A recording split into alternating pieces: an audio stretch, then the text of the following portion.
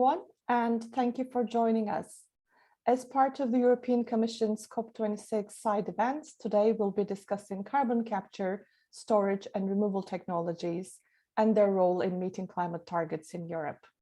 My name is Galorin Turan, and I'm the General Manager of Advocacy at the Global CCS Institute, an international think tank whose mission is to accelerate the deployment of carbon capture and storage around the world. This event is being organized in collaboration with South Pole, the CCUS Project Network, and TNO. Joining us today are climate policy and industry experts in carbon capture, storage, and removal technologies. But before I begin, I would like to let you know that we will be taking questions towards the end of the session. So if you have any questions for our panel speakers, please submit them through Slido. What is carbon capture and storage, and what's carbon dioxide removal? These suite of technologies, while somewhat different, are all needed according to the IPCC and other authorities, are complementary and have key synergies. Carbon capture and storage, or CCS, involves capturing CO2 from large emission sources, such as industrial facilities or power plants, before it reaches the atmosphere, and storing it permanently deep underground in geological reservoirs, formations, depleted oil and gas reservoirs, or in basalt rocks.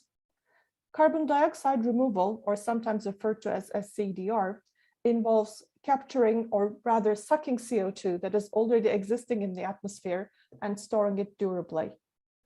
CDR can happen through a number of ways, either through natural ways such as afforestation, or through technology such as direct air capture and storage. And today we'll focus on the latter, technology-based carbon removal technologies. In the groundbreaking IPCC 1.5 degree report, all of the pathways depicted have carbon removal, and 3 of the pathways have significant amounts of CCS. It's worth noting that the pathway which does not include CCS requires the most radical change in human behavior. Prioritizing carbon reduction through all technologies available, including CCS, is key, and it's very urgent. But we also need to scale high quality, durable carbon removal solutions to tackle unavoidable and legacy emissions down the line. According to the IEA's net zero roadmap, we will need to scale up both carbon capture and storage and technology-based carbon removal significantly over the next 30 years.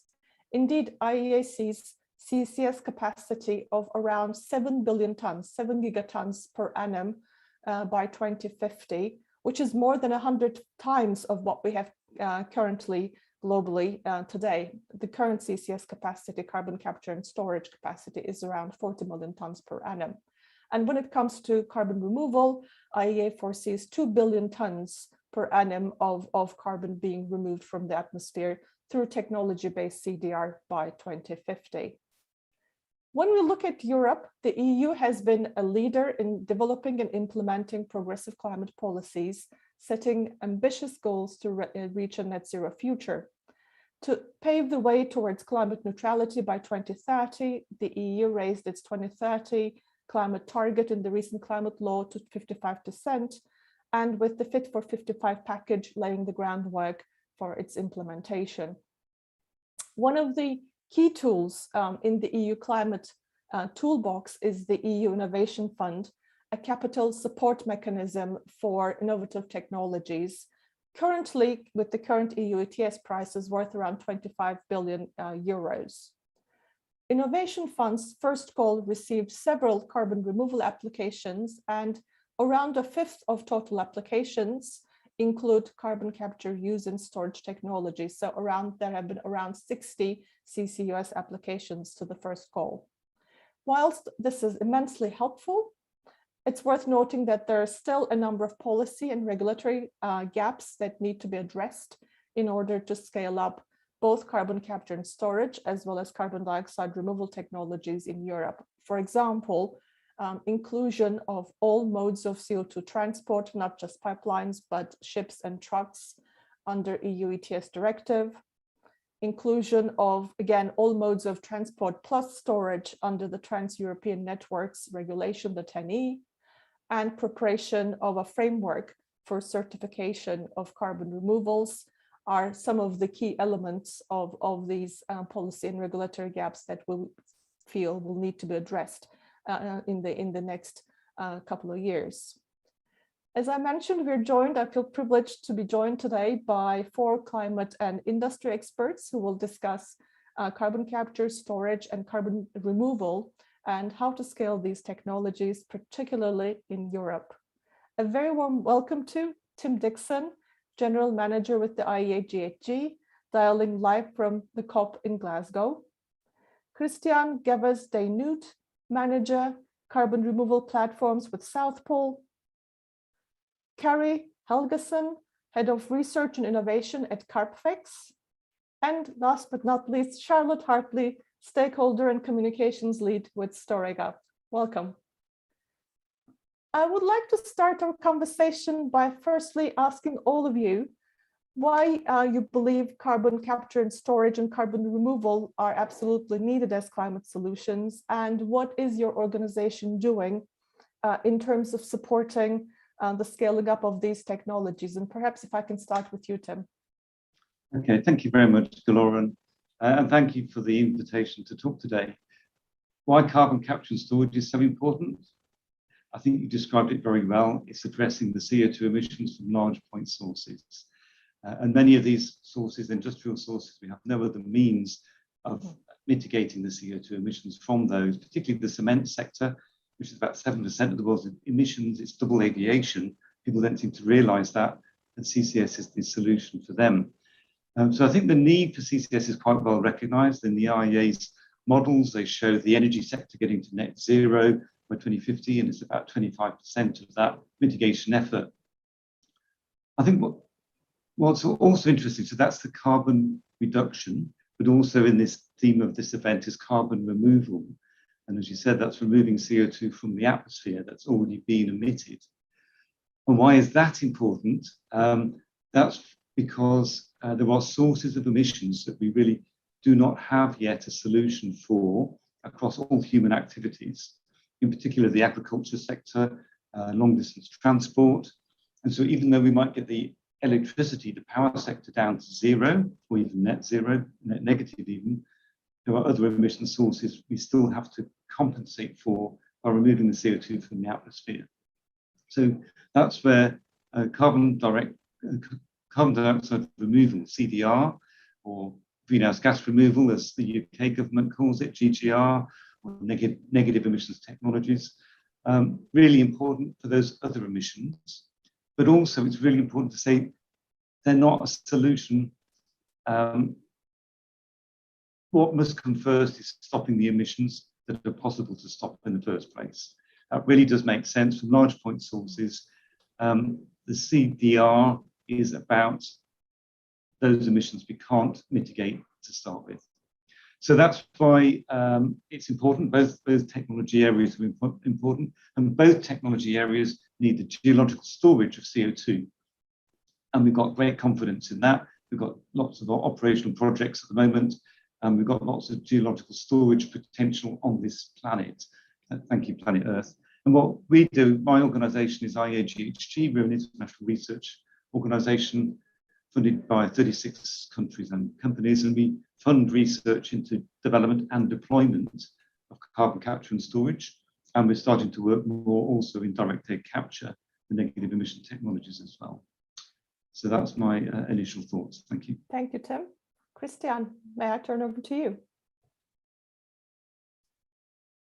Christian, you're on mute. Yes, very good. Yes, hi, Lauren. Thank you so much, and great to be speaking here. And I mean, let me start off with saying that I fully endorse what Tim just mentioned, but I would like to add a few points.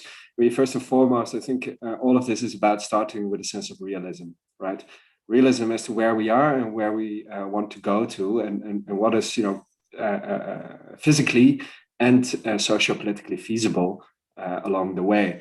So both CCS and carbon removal solutions, or technical carbon removal solutions, are really key tools to keep global warming to 1.5 degrees Celsius. That's quite clear. But neither of them should be excuses for continued emissions. direct mitigation has to be prioritized at all times. Now, at the same time, the urgency of limiting emissions seems to me and to the scientific community to be greater than the ability of some of the industries to decarbonize at the required speed. And that's not only cement, but I think steel and the chemical sector are also very difficult sectors, energy intensive sectors that may not be able to decarbonize quickly enough. So there is CCS as an opportunity to tackle these emissions as these industries transform into carbon neutral production processes. And so in that sense, I guess, one might say that CCS is a transition solution. But in fact, I would disagree in the sense that the infrastructure that is going to be built in order to enable CCS, enable that mitigation benefit as these industries transform, they have multiple benefits. We use them and will use them also for the production of blue hydrogen, for example, as we move to a hydrogen-based economy, or for that matter, for carbon removal solutions. And there, the role of CDR is slightly different from CCS in our eyes and that of many stakeholders. I guess it is more about tackling those residual emissions by 2050. Those emissions of hard to abate sectors, which you could argue may still need to be identified. There's not so much removal capacity going around, but to tackle these residual emissions or being able to do that by 2050 is critical, and let alone to address legacy emissions. CO2 that's already concentrated in the atmosphere, and that we should draw down in any way possible. And technical carbon removal solutions are a way to do that. But if we want to have the impact of both CCS and CDR, as we just discussed, as we are discussing today, and as the IPCC and the IEA have outlined, we need to really start deploying the infrastructure today, because otherwise we won't be able to scale up in time. Now, South Pole seeks to support that effort. We try to help the development of new market mechanisms for voluntary carbon removals and reductions through CCS in a way that is focused on ensuring the highest quality and most robust and durable solutions. Now, there's a few initiatives, and I'll just briefly touch on them. And one is a CCS Plus initiative that we launched as a co-founder, where we are developing the methodologies to actually measure the climate impact of various capture, transport, and storage solutions. Then there is the next generation carbon removal purchase facility that we launched together with Mitsubishi Corporation, which enables a channeling of capital into early project development, the carbon removal sphere, and long-term carbon purchase commitments. And there is also another initiative funded by a European philanthropic institution that is engaging stakeholders around defining the criteria for success, really. And this relates to what constitutes carbon removal, first and foremost, and how do we measure it, and what are the rules that we should adopt along those lines. And that is the only way, I think, to actually ensure the kind of acceptance of these solutions in the long run. Thank you, Christian, and thank you for also emphasizing the synergies between these technologies and, of course, the urgent need to invest in and develop infrastructure, which is very much needed as soon as possible. If I may turn over to Charlotte and Kari, who are developing projects. Charlotte, your point of view and what is Storega's interest in the space? Thanks, Galoran, and thank you for having me on this panel. It's a pleasure to be here. In terms of answering the first part of your question of is CCS Essentials, carbon dioxide removal technology essential? In short, yes, and in long, I don't have a huge amount more to add on what the points that Tim and Christian have made. With the exception that I'll add an analogy from a company that we're partnered with called Carbon Engineering, and they are developing a direct air capture facilities. And the analogy that they use is that to empty the bathtub, you need to turn the tap off and pull the plug. And that is the only way for the bath to get empty. And that is where we are now. And that is why both post-combustion carbon capture is important, and why direct air capture and other CDR technology is important, because CCS, we're turning the tap off, and with direct air capture, we're pulling the plug, and we're like addressing the emissions, or in this case, the water that's already in the bath. So I was find that analogy like very useful to keep kind of line of sight on the context of like why both are so essential. What are we doing? So I work for a company called Storega. We are based in the UK, and we are developing the Acorn project in Northeast Scotland, which is a transport and storage led CCS project. And that is seeking to capture existing industrial emissions from a number of sites around Scotland and around the UK, and then to transport and store them using existing infrastructure. So I really liked Christian's point about the value and importance of getting the infrastructure in place into a depleted oil and gas field in the north, under the North Sea. So that is what we are seeking to do. We also have partnerships with Carbon Engineering, as I've just mentioned, to develop the UK's largest, well, first and largest direct air capture facility, which will be co-located with the Acorn Transport and Storage project, for hopefully obvious reasons of once you've captured the emissions from the direct air capture facility to then have somewhere to store them. So that is where we are, that is what we are doing. We're also interested in enabling the hydrogen economy in the UK. For the UK here, around 85% of our homes are connected to the national transmission system. So we're really interested in using hydrogen as a fuel for decarbonising both homes and industry and transport as well. Thank you, Charlotte. And Kari, Kartfix is developing and implementing some very innovative solutions. Could we hear from your perspective the importance, and I think we covered most of it, but sort of nevertheless, why do you think it's important, and what is Kartfix doing in that space? Yeah, thank you so much for having me on this panel, Lauren, and that's a pleasure to be here on behalf of Kartfix and the CCS project networks. So let me maybe start, since Charlotte had this very nice analogy about the bathtub, one extra analogy here, which is not related to how we are going to empty the bathtub, but more what scales are we talking about? Because we keep talking very colloquially about gigatons, and most people don't have a real sense of what a gigaton is. And I will reiterate that it's really hard to see the climate goals being reached without substantial CCS in the mix.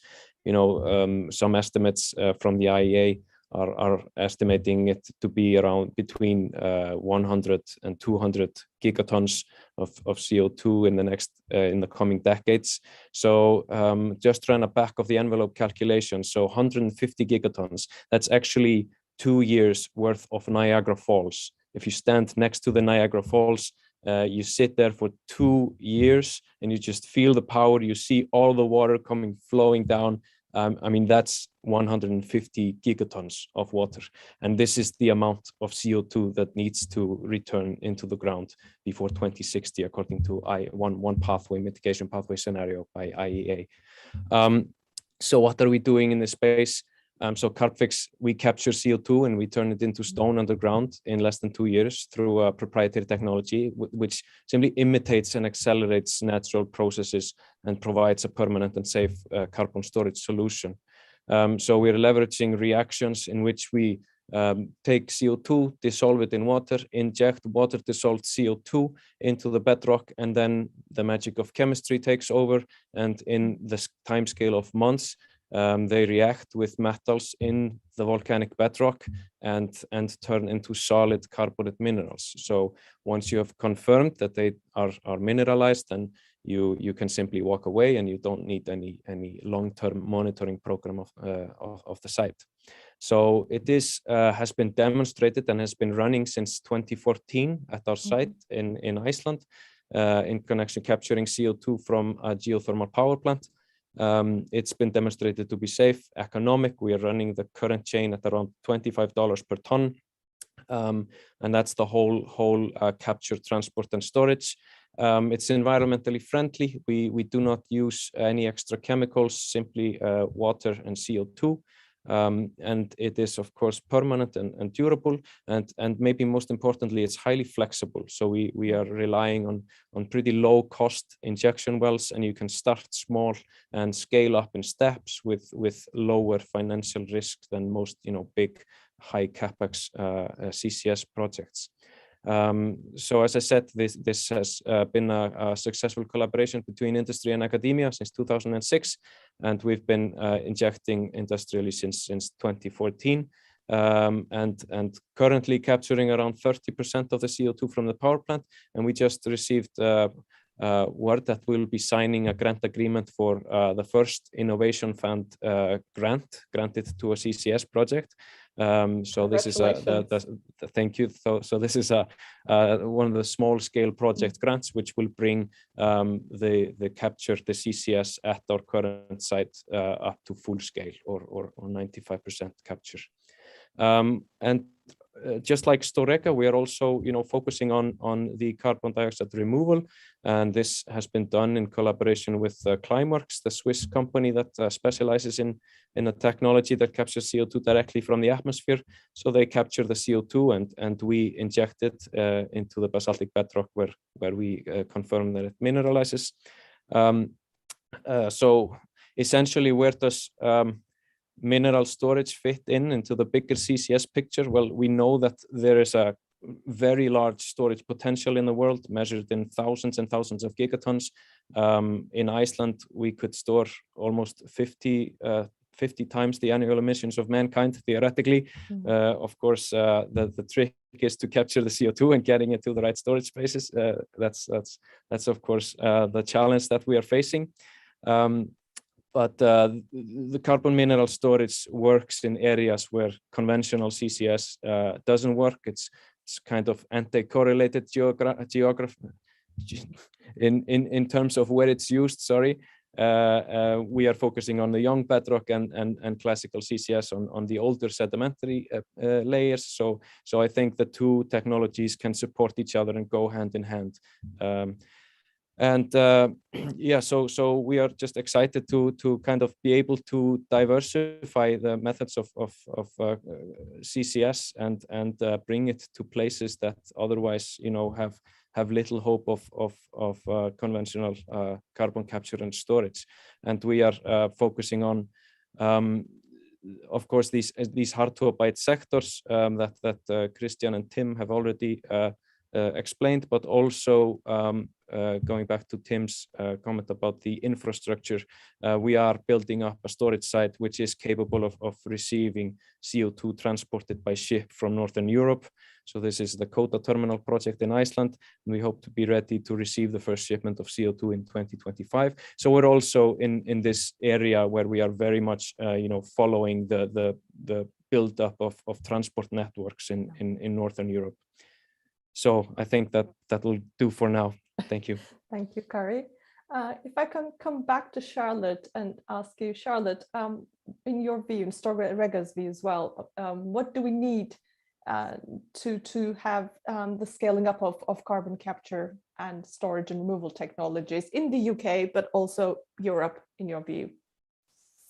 Yeah, so for us at Storegga, what we're finding and what we're hearing about from other projects, but perhaps the other speakers will have a different view or a similar view, is that the technology is there, and certainly what kind of Kari's project and what he's just been speaking about is evidence that the technology exists and it works alongside a lot of the other existing projects working globally.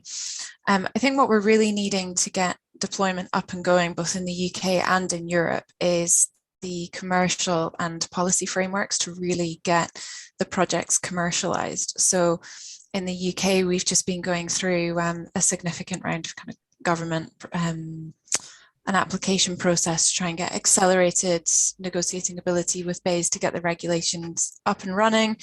And that's a great step in the right direction, but it's really like where we need better clarity on like what the business models actually look like. So we're not facing the technological barriers to get these projects up and running. It's actually our like commercial colleagues and our finance colleagues who are like really working hard to look at actually how do we get this paid for? Like the never-ending argument of who pays for this kind of thing. So that's really where we're seeing at the moment in terms of like the barriers to get it scaled up. Also, I think less of an issue now, but certainly historically of how we CO2 is classified as a waste and how we move that around and get the systems in place for that and how we do that. So the project that I work on Acorn, we've been, there's a lot of work ongoing within Acorn and also within the UK to look at like how we standardize vessels to transport CO2 around. So these are all things which are like the technical side, there is nothing insurmountable, but and commercially, we believe that there is nothing insurmountable there either, but that's where we're really needing a lot more of the work now, is to get that financial and commercial business case robust to get this up and running. And part of that probably involves global carbon pricing, which I believe from looking on the news earlier has been spoken about at COP today already from some of our world leaders. Thank you, Charlotte, and we'll come back to COP26 in a few minutes, but maybe I can turn over to Christiane and ask about a little bit about the CDR perspective, carbon removal perspective, and what do you see, Christiane, in Europe and perhaps even globally to kind of, scale up CDR to the extent that we need? Yeah, of course, with pleasure. I mean, I think Charlotte already outlined some of the key drivers that are required and are currently not in place for CCS, and I guess to a large extent, that also applies to carbon removal or technical carbon removal solutions. There are limitations when it comes to the regulatory frameworks, the MRV methodological framework, the financing mechanisms, the limitations of long-term liability regimes, who is responsible for monitoring the stored carbon over time, and maybe, most importantly, you could argue, is there's not a clear social license yet in place. And in particular, when we're talking about technical removals, the wider public has, no exposure to this at this stage. Politicians do not necessarily speak about it in most regions, insofar as I'm aware. So I think it's all about getting those drivers, well designed, getting them in place, adopted, well communicated, all of that stuff. But in order to do that, when it comes to removals, it might require a change of the way that we look at carbon removals. Now, at this stage, what we have identified in some of our work is that there are sort of 4 different mindsets that you could apply to technical carbon removals that would help us actually design those drivers more properly. So one is to take a systemic mindset. What this means is that a lot of the carbon removal solutions only lead to actual carbon removals when you look at it from a full LCA perspective and have the entire system in place. If the carbon in the end is not stored, even though it is taken from the atmosphere, we can't speak of carbon removal, in fact, because ultimately it's re-emitted in the atmosphere. Now, second point is an exponential mindset. And now we are talking about long-term targets.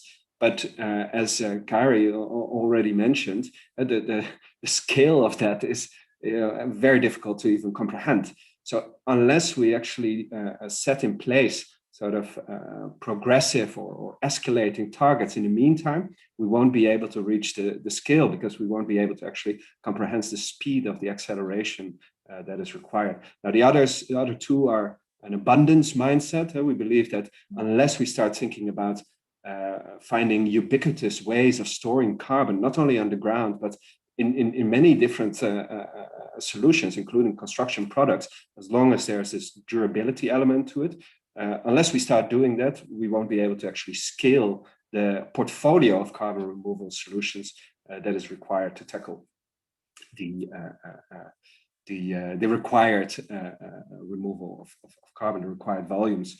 And finally, an inclusive approach. This relates to that social license point of view. I mean, if we don't bring in all the stakeholders, don't bring them to the table, the deployment of these technologies will be hampered, and people will not accept it. People will not accept that public money is put in place in order to create the market that is required. Thank you, Christiane. And social acceptance is something that I'll want to come back to. again in a few minutes. But Tim, if I can turn to you and ask your perspectives on the barriers to deployment, particularly in Europe. What do you think the industry, governments, and what do we need to overcome in order to scale up deployment? So for carbon reduction, CCS, I think Charlotte's described them very well, actually, the policy and the commercial frameworks in place. And that's very much up to governments to put those in place. And in Europe, we've had a carbon price for a long time now. And we worked hard to get CCS in the emissions trading scheme in Europe. I was very involved in that process, but the carbon price never got high enough or with enough stability, with this uncertainty, because it's a market mechanism. It really does quite work well as a market. Over demand, prices go down, as we saw for real. But we do see what happens in the US, and they are having much success with their 45Q enhancement. There's a stable price. I believe it's in the bill going through at the moment that they're extending the deadline for projects to be constructed. So those sorts of mechanisms provide the stability that industry can invest against. And I understand it has generated a lot of interest already in the existing enhanced 45Q. But for carbon removal, the barriers there, it's at an earlier stage in a sense from being commercial, even though, as others have said, the expectation is it's really got to scale up. I think the IEA are saying 90 million tonnes by 2050 or 2030. In the UK's net zero strategy, there's 5 million tonnes a year by 2030 for carbon removal from the atmosphere through engineered means. Pretty ambitious targets. But at the moment, it's not easily recognised within the greenhouse gas inventory guidelines that are provided by the IPCC that every country reports its emissions to. So BECCS is included, but engineered solutions otherwise, such as direct air capture, are not included. That's not an insurmountable barrier, and that can be addressed. It just requires those people who work on the IPCC guidelines updating to put some effort into including the methodologies for CDR.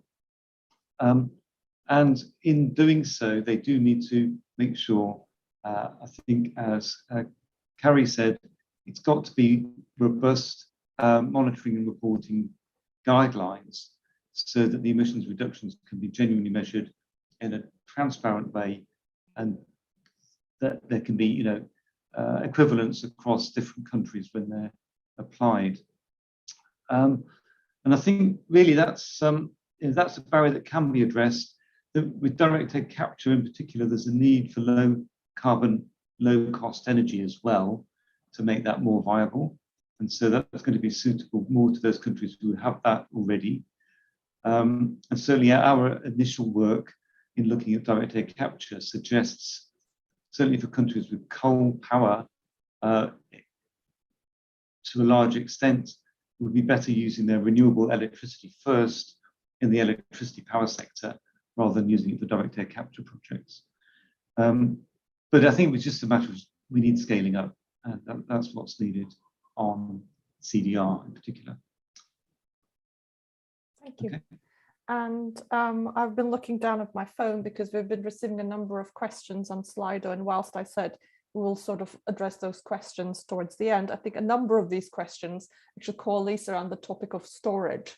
And sort of to put it succinctly, how can one guarantee that CO2 put underground is not leaked? And particularly a question for Carrie as well. How much of the CO2 that's injected it actually gets mineralized? I think there are two questions, but Tim, perhaps you can start with the first one, and then we can kind of look at Carrie for the mineralization part. Tim? Yeah, very happy to take the first question, and that's a really important question because that's why we're doing it. Just, that's the entire purpose of CCS and CDR, is to put CO2 in the geology and not in the atmosphere. And so it must not leak out. And we know how the geology can store the CO2. We know the natural mechanisms that occur, the different trapping mechanisms, because nature stored millions of tons of CO2 naturally in the geology that we want to use for CO2 geological storage. So we know the physical processes and chemical processes over a longer time. And what we have in place now are regulations that require an operator to demonstrate in advance that they've found a secure CO2 storage site. They've done a good site characterization. They understand that it's going to be secure for geological timescales. And only when they can prove to the regulator are they given a permit to proceed. So we have these regulations in place, both at the sort of global level with the UNFCCC, through its clean development mechanism under the Kyoto Protocol for developing countries. We've got them in place for the marine environment, for geology deep beneath the seabed, under the London Protocol. They've been in place since 2006. And many countries have the regulations in place as well. So that's how we make sure it stays down there. Operators have to follow the regulations. And if the regulations don't exist in a country, well, at the moment, we do have ISO standards, including for geological storage. They can be used as de facto regulations as a guidance, but it's best to have specific regulations in place in a country. Completely agree. Kari, if I can come to you and ask specifically about your technology and the question about mineralization, how much of the CO2 that's injected gets mineralized? And I think there's a question about the type of different rocks as well. If you could help us understand that, if possible. Yeah. So maybe just to bounce off of Tim's answer about the leakage. There's a fundamental difference when you inject CO2 dissolved in water. So we actually needed to develop a method that didn't rely on any cap rock or trapping mechanisms for the CO2.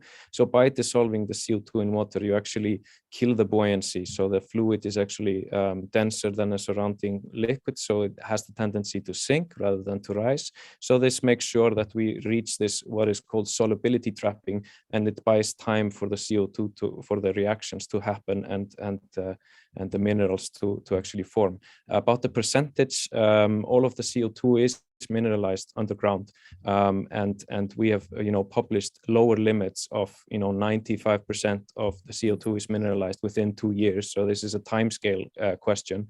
The remaining 5% is simply the margin of error that we have in the measurement. And so we use predominantly geochemical methods rather than geophysical methods. So we use, typically we inject tracers and we play a little game of detective, and we monitor in nearby monitoring wells how much of the tracer is recovered and how much of the tracer went into the carbonates, for example, if it's a reactive tracer or a non-reactive tracer, so we can compare. So that's the main source of how we verify the mineralization. So obviously this does not fit well in with some of the existing regulatory framework on CO2 storage, and we see this time and time again that the sort of the regulatory framework kind of lags behind the technologies, and now at least in Iceland we've adopted the EU CCS directive with provisions so that mineral storage actually fits under the guidelines of the CCS directive, which was, by the way, not written with mineral storage in mind, but we have to have some kind of a legal innovation as well as the technical innovation. So this is the predominantly the way we measure it is by chemical tracers. However, we also have physical evidence. We have drill cores, and we have seen minerals simply clog up water pumps, etc. So we have several methods that all come to the same conclusion. Thank you, Kari. And if I may just change tack a bit and go from sort of technology, i.e. storage and aspects of it too, as something that a number of you touched upon in your remarks, social acceptance. Maybe I can come back to Christian and ask about social acceptance. You mentioned about it was one of your sort of pillars. How do you seek to build social acceptance for carbon dioxide removal, and how do you see it evolving? Yeah, of course. I think it all starts with being clear about the purpose. How do we use carbon removals? What is it intended to do, right? And one thing it is not intended to do is to limit the urgency of direct reduction. So I already said that at the beginning, but I just want to reiterate it because it's quite important. This is something that people in the sector and community call the moral hazard, that some stakeholders accuse proponents of carbon removal solutions of, which is that it is a risk. It risks limiting the urgency of direct reduction. So that is clear. Now, there are clear purposes, though, for CDR, and those have to be communicated to the general public. Those have to be communicated by regulators to the companies that seek to use CDR. And they relate largely to those legacy emissions, so post 2050, as well as those residual emissions of hard to abate sectors. So the last couple of percentages, if you will, as you go to a carbon, in order to reach a net zero. So by being transparent, by being clear about the purpose of removals, by involving stakeholders early on in the process, we can actually drive that kind of social acceptance, that social license. But without doing that, without being clear, we may ultimately, prevent it from scaling up because we won't have the support even for the early stages. So it's transparency, it's clarity, it's honesty, and reaching out and being inclusive are kind of, is what I understand from your comments, are going to be key in terms of building that trust with the communities. I would say so. And there is maybe a comparison to be made when it comes to CCS. I mean, for a long time, people were promoting CCS as a solution to something they called clean coal. And obviously, CCS for coal didn't really win the day, and there wasn't really so much support for this either. And it's only once we started to focus on using CCS for a clear purpose where it was really needed, namely to address emissions from energy-intensive industries, that public support started to increase. So that clarity early on, that focus is quite important. Harry, have you been observing the perceptions of CCS change in Europe? Yes, well, from my perspective, of course, mineral storage is a little bit new to the game, but generally, what we see, we enjoy like very high levels of public acceptance, at least here in Iceland. It remains to be seen if that translates to other countries. But the likely reasons for that is probably that Kartfix addresses many of the concerns that people have towards conventional CCS, that the permanence of the storage being natural solution related to chemicals and the environment, and perhaps that we are in no way connected to oil and gas, and maybe coming from Christian's point on clean coal, I think we have to be careful to not let like the oil and gas industry kind of monopolize the discussion around CCS. Obviously, they're an important actor, and they will have a big role in pivoting towards CCS and hydrogen, for example.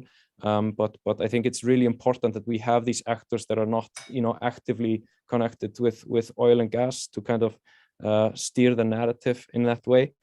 But for Kartfix, I think it's kind of been overwhelming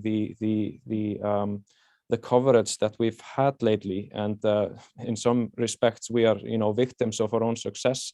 That it's almost too.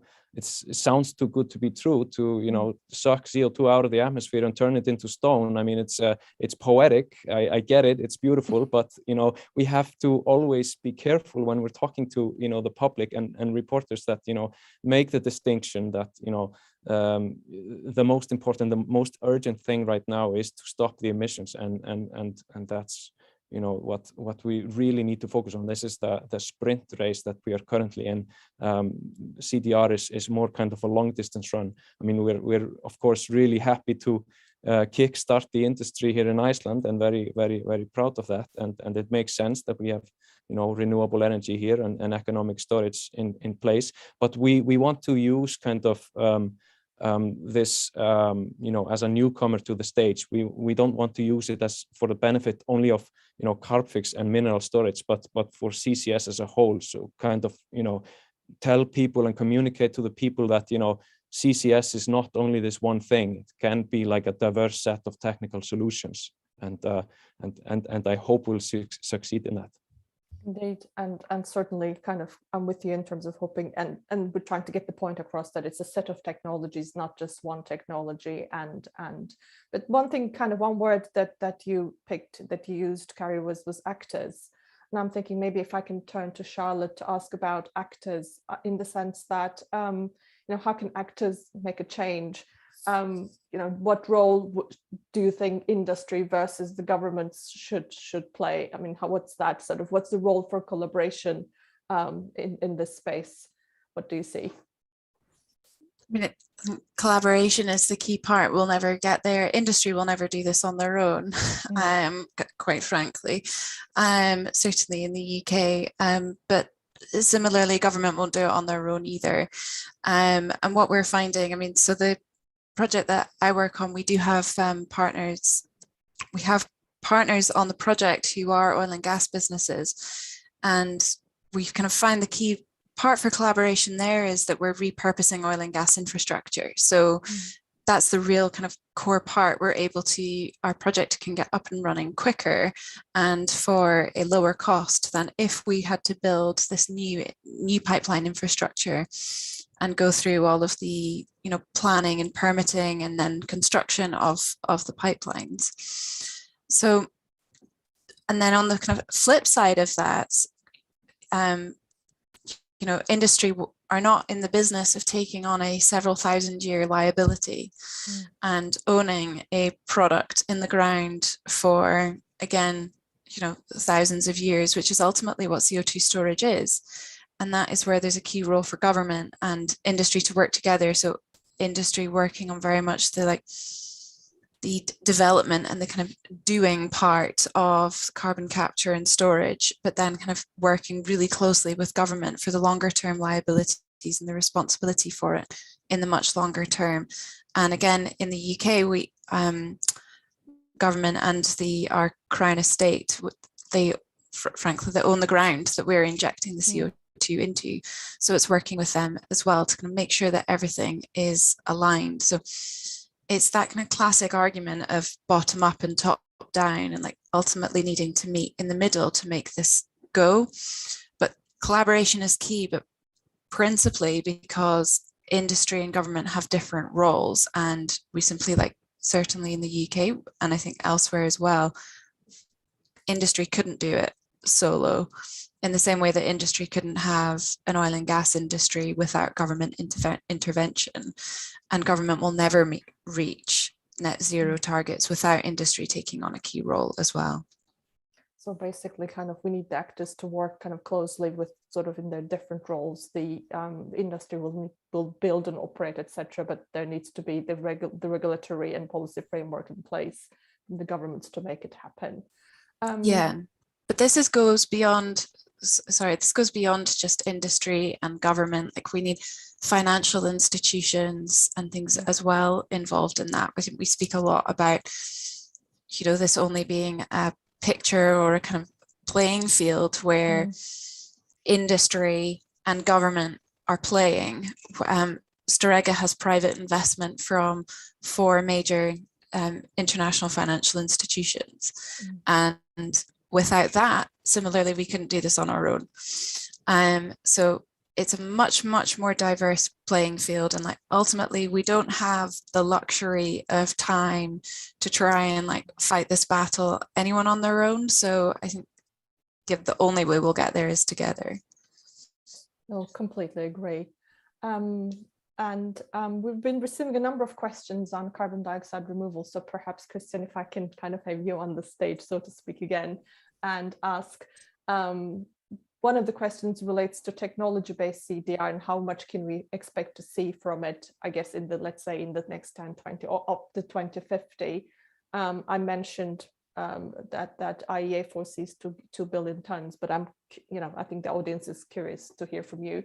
But a more kind of perhaps a different question is also, what do you see in terms of nature-based versus technology-based CDR? Obviously, they have their kind of both pros and cons, their challenges.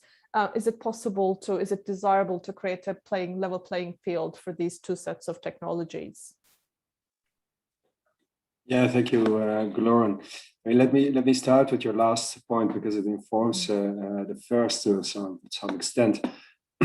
First and foremost, I think it's important to say that we need all these solutions that are out there. We need to take an all of the above approach that includes a portfolio of natural and technical removals, if you will. That's the first point. The second point is that the differentiation or juxtaposition between the two is not always so clear. Often you would have natural solutions that may include some technical aspects. If we're talking about soil sequestration, for example, you ultimately need technical measuring instruments in order to actually ensure that you monitor the stored carbon in the soil, and vice versa. If we're talking about bio-CCS BECCS, clearly this involves biomass, which is a natural aspect.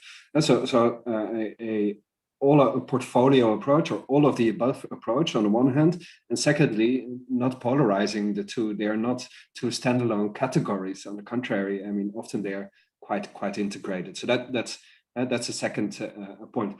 But and then I'm getting to your first question. Yes, of course, every solution has its own upsides and downsides, its own modalities, if you will, and we need to take account of those modalities, or those qualities, in the way that we regulate them, or in the way that we develop the accounting methodologies required to measure the impact. So that differentiation has to be there. But we can create some kind of a level playing field if we're talking about pricing mechanisms, for example, when we start looking at what the durability of these solutions, of the stored carbon, what the durability of that is really. And if we're talking about the voluntary carbon market, then we should adopt probably clear timelines where we say, okay, after 10 years, the credits related to your reforestation project,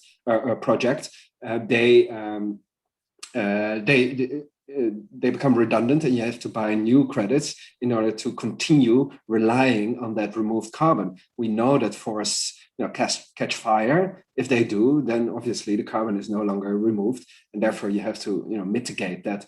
And if you compare that to, for example, direct air capture and storage solutions, where you might have, let's say, I don't know, a 40-year validity timeline, then you will see that whereas the price of the latter is much higher than the price of the first, by forcing people to buy every 10 years new reforestation credits, if you will, ultimately you create a more level playing field where you have equalized the price along the durability of the storage of that particular solution. Thank you, Christian. I saw Carrie was sort of nodding. Is this something that you wanted to add, or just gently? Okay, agree. Just agree very intimately with Christian. Sounds good to me. Tim, of course, I started by saying you're dialing in live from Glasgow. I was about to say Copenhagen, just slip of tongue. No, it's Glasgow.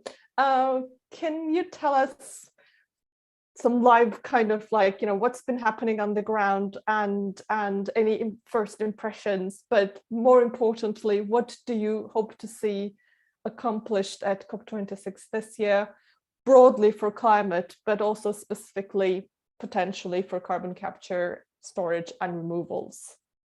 Okay, interesting. So Glasgow is a very welcoming city, very friendly, and there's I've seen a few of the sort of society's protesters outside. They've been fairly quiet. There's not been as many as I expected, but I do know that there's many cultural activities planned around climate change to draw attention to it. There's been the pilgrimages coming here as well. In the COP itself, it's quite busy already. What we've heard today is some very good speeches by the world leaders. The ones I heard certainly were, you couldn't fault and they were saying the right words, certainly. And obviously, we need actions as well to follow on. But I like President Biden's point about the marathon of getting to net zero. And I would add to that, all marathons, you have to actually start running at the beginning. You can't just stand at the start line and say, I'm going to run this. You've actually got to start running. And it's actually a sprint and a marathon, isn't it, what we're trying to achieve with CCS and with CO2 removal. So it's a very busy atmosphere already here, a very heightened buzz with world leaders here. They're in the corridors as well, moving about between the different meetings and the plenaries. So that's starting well, I would say. It's starting well. So what we want to see come out of it is not just the increased pledges to the NDCs. We've seen those, and the UNFCCC has quantified those up to July. So we're still on the way to 2.7 degrees, which is not good enough. It's better than previously, but it's not good enough. But we shouldn't forget the long-term strategies as well the Paris Agreement needs. And I think it's about 33 of those have now been submitted. That's good. It's making countries look to the mid-century, 2050, looking beyond their political horizons and thinking more strategically. And 27 of those 33 have got CCS in them. So that's good because they realize they can do the low-hanging fruit early on, but what are they going to do about the rest of their emissions? There's only one solution.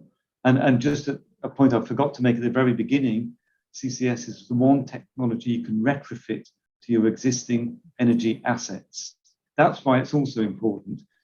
You can retrofit it to your existing assets that might have long lifetimes still in place. So that's really important. And I think the other thing is Article 6, trying to get, that's the last remaining bit of the Paris Agreement rulebook to be agreed. There's lots of draft text around. We hope that it learns from the previous mechanism, the Clean Development Mechanism, where CCS had its own rules in there. They were workable. Carbon price didn't stimulate projects, but the rules were there. We hope that it learns from those.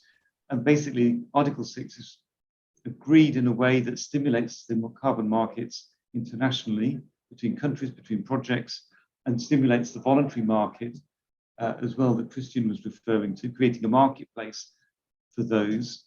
But very importantly for CCS, done in a way that's technology neutral, with no technology bias in there whatsoever, because all emissions reductions are very important, particularly the permanent ones. And the last thing I'd like to see from COP is this funding pledge for developing countries. It is important. We've got to help these countries along. And what we do see in the analysis, such as in the IEA energy sector, CCS plays a role of 25% in the emissions reductions. How much has been funded by the climate finance? Closer to 0%. All countries need assistance, all developing countries need assistance for all their mitigation options equally. So that's what I'd like to see as well coming out of COP. Oh, and completely agree with you in terms of having carbon capture and storage in the NDCs, in the long-term strategies, having kind of green climate fund sort of channel funding towards emission reductions opportunities, and Article 6 rulebook being finalized in a way that is technology neutral and it's conducive kind of for CCS, but just summarize that. But we're running out of time. Does anybody else want to comment on expectations from COP26? If not, Christian, you unmuted yourself. Yeah, I mean, I just want to say that I very much agree with Tim, and even more, I would say that many of the points that he mentioned should be taken in conjunction with one another. It's only when we tackle the climate finance challenge that we can request higher ambitions from developing countries. It is only when we fix Article 6 and the rule book that some of the laggards amongst the countries currently can adopt higher ambitions. And so, taking those, let's say, objectives together in a kind of package approach, that will be quite important. We won't be able to reach the finish line if we fail on one of them. Thank you very much, Christian. And with that, I'd like to bring this session to a close. Thank you, everybody, for joining us. And for those of you that are going to be in Glasgow, that are already in Glasgow, or that are going to be in Glasgow. The Global CCS Institute is holding a side event at the ITA Pavilion next week on Tuesday, and would love to see you there. And I know that Christian is also going to be at a side event at the ITA Pavilion. So hopefully we'll get to see yourselves in maybe some of you in person in Glasgow. And thank you to all our speakers and all the audience for attending today. Have a good day. Good afternoon. Thanks all. Thank you. Thank you. Bye-bye. Bye, thank you.